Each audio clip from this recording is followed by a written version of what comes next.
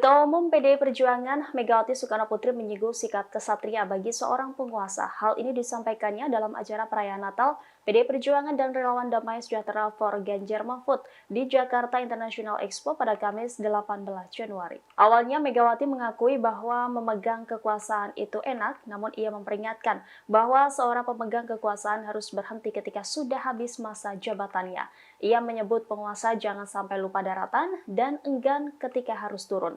Lantas ia menyinggung pepatah bahasa Sanskerta Satyam Eva Jayate yang memaknainya bahwa tidak pernah takut dan menjadi lemah karena kebenaran yang pasti menang.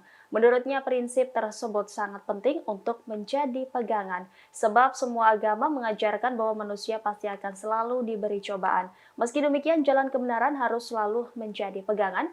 Ia pun menegaskan jangan takut untuk membela kebenaran. Lebih lanjut, Megawati mengajak seluruh rakyat untuk berani memperjuangkan hal kebenaran dalam pemilu 2024, karena rakyatlah yang akan merasakan hasil pemilu nantinya. Ia pun menambahkan bahwa kekuasaan tidak akan langgeng. Download Tribun X sekarang, menghadirkan lokal menjadi Indonesia. Download Tribun X sekarang, menghadirkan lokal menjadi Indonesia.